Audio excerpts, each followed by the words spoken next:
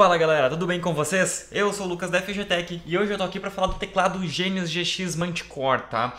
Galera, pra galera que assim que simplesmente chega e olha direto a caixa, tem um esqueminha ali dizendo que ele tem Mechanical Switches, mas é Mechanical Switches Emulation. Enfim, eu acabei de ler isso daí na caixa, então se vocês ficarem na dúvida, esse daqui é um teclado de membrana, apesar de ser um teclado muito top, tem várias funções legais, tem software de configuração, ele ainda assim é um teclado de membrana, ok? Então chega de enrolação e bora pro vídeo. Galera, então vou começar mostrando a caixa do teclado aqui pra vocês, onde na parte da frente a gente já se depara então aí de cara com um layout bem grande no nosso teclado. Dá pra ver então que ele é um teclado full, né? Ele é um teclado grandalhão, cara. Ele tem, tipo, ele é completão, tem várias teclinhas a mais e tal. Aqui em cima a gente tem um esqueminha mostrando que ele é um teclado RGB. Então, apesar dele ser um teclado de membrana, né? E não ter um LED individual para cada tecla, ele ainda assim é um teclado RGB que a gente pode configurar a iluminação através do software dele. Aqui a gente tem o modelo dele, né, que é o Manticore e tal, e aqui a gente tem algumas características do teclado que eles deixam sempre em destaque, né?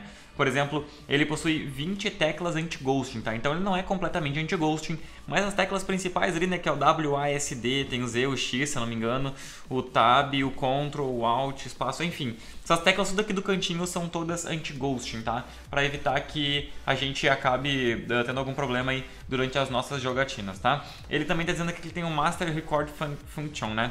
Quer dizer então que ele tem uma teclinha dedicada para fazer a gravação de macro direto no teclado, né? Ou seja, a gente não precisa abrir o software para que a gente faça a gravação de macro, que é aquela teclinha MR, né? Que é Macro Recording e tal, bem bacana, tá? Que a gente tem outras coisas, né? Tipo 24 macro keys, que ele tem 24 teclas dedicadas para macro, mais algumas especificações ali embaixo, todas que eu vou ir falando durante o vídeo, beleza? Na parte de trás da caixa aqui, então, a gente tem mais algumas características e especificações do teclado, inclusive uma delas é a que eu tinha dito que diz aqui, ó, Mechanical Black Switches, mas aí eles colocam em letras bem pequenininhas dizendo que são emuladas. Então pode ser que uma galera se engane e fique na dúvida se ele é um teclado mecânico ou não. Aqui embaixo eles também colocaram, não lembro aonde, mas eu li que aqui na parte de baixo eles também colocaram ali Mechanical Black Switches. Então não, esse teclado não é mecânico, ele é de membrana, tá? Então agora vamos tirar ele aqui da caixa e ver o que acompanha o produto aí além do próprio teclado. Então galera, já com o teclado e seus devidos acessórios aqui fora da caixa, tá? A gente percebe então que de cara a gente tem um manualzinho do usuário, que inclusive vem embaladinho aqui dentro. Não vou abrir porque vocês sabem o que é o manual do usuário, é bem tranquilo de usar. Aqui a gente tem um CD para instalação do driver dele, né, do software dele, apesar de que ele pode ser baixado diretamente pelo site da Genius, não tem necessidade de usar o CD. E aqui a gente está então com o nosso teclado, tá? O primeiro ponto que eu gostaria de ressaltar nele é que o design dele é muito bonito, tá? Vocês provavelmente estão conseguindo ver direitinho pelo vídeo.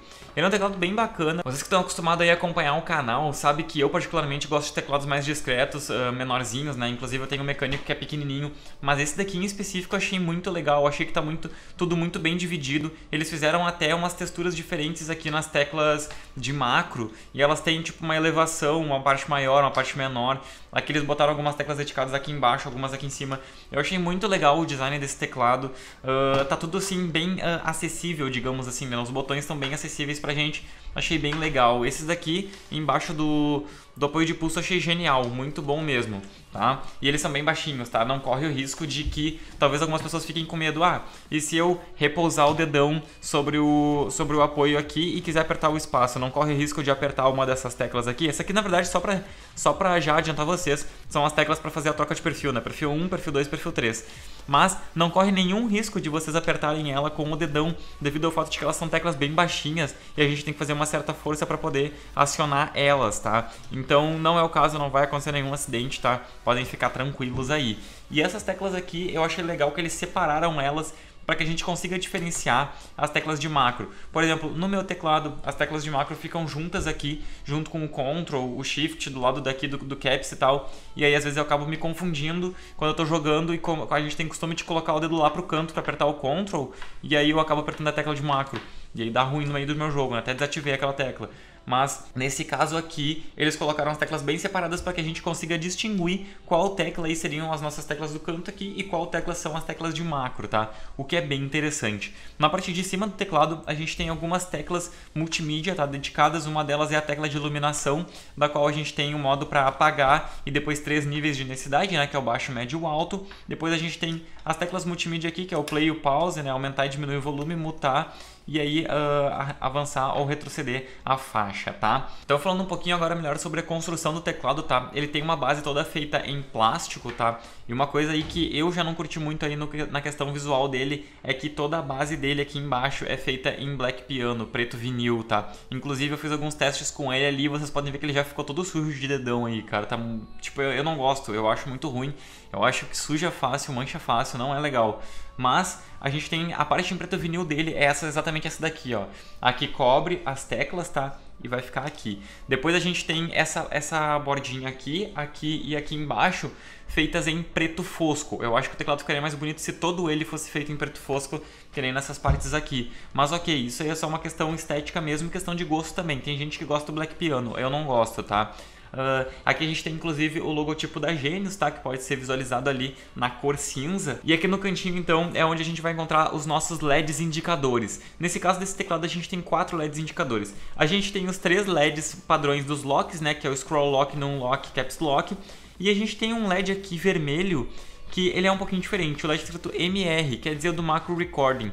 Enquanto esse LED estiver piscando, quer dizer que a gente está fazendo uma gravação de macro. Então para fazer a gravação de macro nesse teclado é bem simples, tá? A gente vai direto ali no software, abre o negócio para fazer a gravação de macro e a gente clica ali para gravar o macro. Enquanto ele estiver gravando, essa luz aqui vai ficar piscando para nos informar que tudo que a gente estiver apertando aqui vai estar sendo gravado no macro. Depois que a gente pausar e fechar, a luz apaga e aí fica tudo tranquilo novamente, beleza? Então na parte de trás do teclado aqui a gente encontra um design bem clean, bem simples até, tá? Na parte de baixo dele a gente encontra 3 borrachinhas de apoio, tá? Para apoiar o teclado na mesa. E na parte de cima, nas diagonais, a gente tem mais 2 borrachinhas. A gente também tem os nossos pezinhos aqui que sobem daí na vertical, tá? E as ponteiras dos pezinhos aqui também são emborrachadas, o que é bem legal, tá? Outro ponto legal é que a gente tem esse passador de cabos aqui em 3 níveis diferentes, né? A gente tem um que vai para a esquerda, para a direita e a gente tem um do meio. Então o cabo sai daqui. Galera, quando vocês olharem aí de cara, parece que esse cabo é removível. Eu tentei puxar, puxei um pouquinho com força. Não tentem porque não rolou, tá? Não saiu.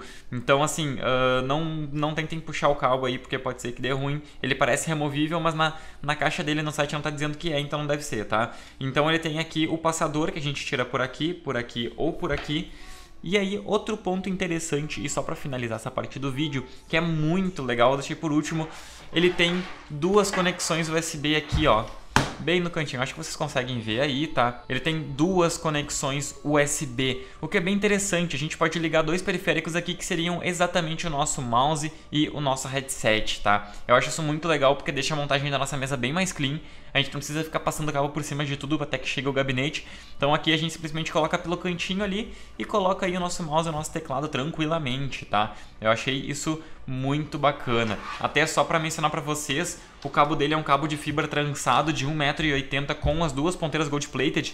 E ele tem, como eu já disse, né, 2 ponteiras. Uma para alimentar o teclado e a outra para alimentar as 2 USBs extras que tem ali atrás. Então, eu relativamente acho muito legal isso de incluírem USB no teclado, porque facilita bastante a organização dos cabos na nossa mesa, tá? Agora eu vou ligar ele no software e mostrar pra vocês o que a gente pode mexer e alterar diretamente no driver dele. Então, galera, já com o software do teclado aberto aqui na máquina, tá? Quero mostrar pra vocês, ele é bem simples de mexer, tá?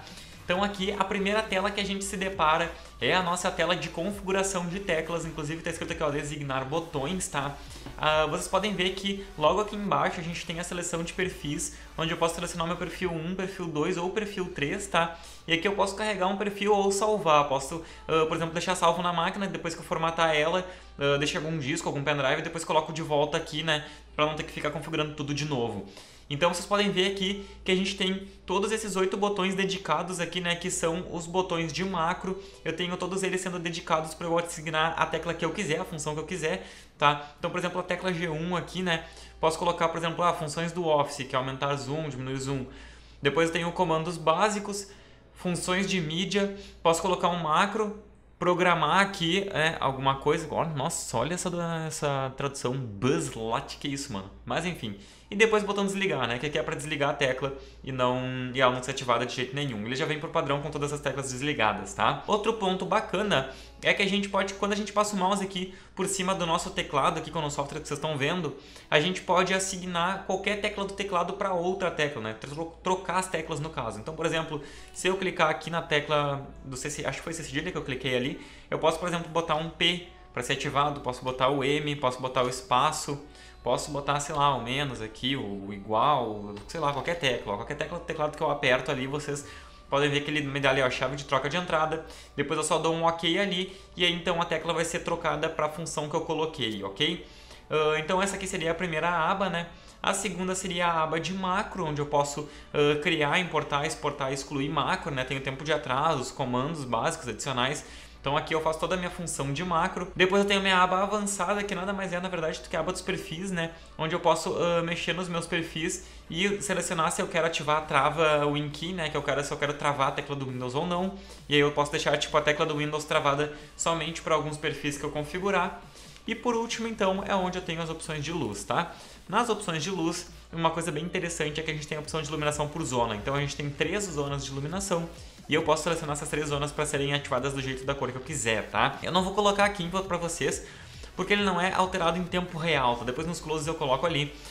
E demora um pouquinho para aplicar e eu não quero que o vídeo se estenda tanto como a grande maioria, tá? Mas vocês podem ver que a gente tem toda a paleta de cores aqui RGB, aquela que igual que a gente tem no Windows, né? Opa, tô mexendo aqui na janelinha sem querer. Mas enfim, a gente tem toda a janelinha de cores aqui, ó, igual que a gente tem no Windows, é só ir clicando, tô arrastando a janela de novo, que a gente troca aí a cor que a gente quiser, tá? Uma coisa bem interessante aqui, ó, luz 1, luz 2 e luz 3.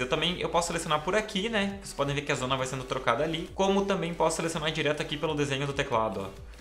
Então, no desenho do teclado aqui, eu seleciono a zona que eu quero iluminar com a cor que eu quiser, tá? E aí tem a intensidade aqui, né? A intensidade eu posso deixar no alto, médio, baixo ou desligado. E a pulsação. E aí eu posso deixar estável, lenta, média ou rápida. São esses os únicos métodos de iluminação, tá? Como eu disse, eu não vou colocar aqui agora e aplicar para vocês porque demora um pouquinho, mas eu já tenho um perfil salvo aqui, ó. Que ele fica com as cores, por exemplo, tem uma vermelha, uma verde e uma roxa aqui na última parte, né? E vocês podem ver que no software ele não trocou em tempo real, então isso daí tudo vai sendo tem que aplicar e mexer e tal. E aí é bem bacana aqui, onde eu posso olhar aqui minhas 3 zonas de iluminação, né? E eu posso definir inclusive uma intensidade para cada uma, posso deixar uma pulsando e outra não. Por exemplo, aqui a luz 2, se eu quiser deixar a pulsação na lenta, a luz 3 fica no estável, ou se eu quiser deixar na rápida, fica bem bacana. Então ele tem 3 LEDs individuais embaixo da membrana, tá? Uma vai iluminar, os LEDs vão iluminar cada um na sua zona específica. Isso é bem legal.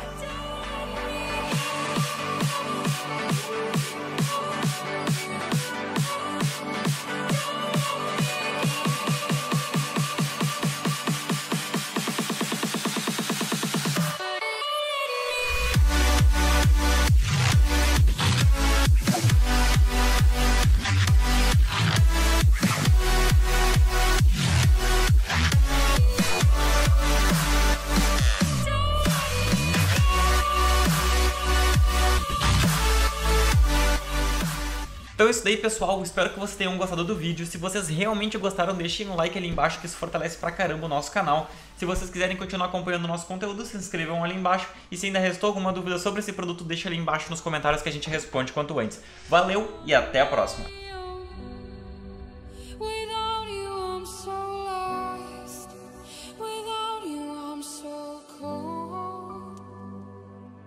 Say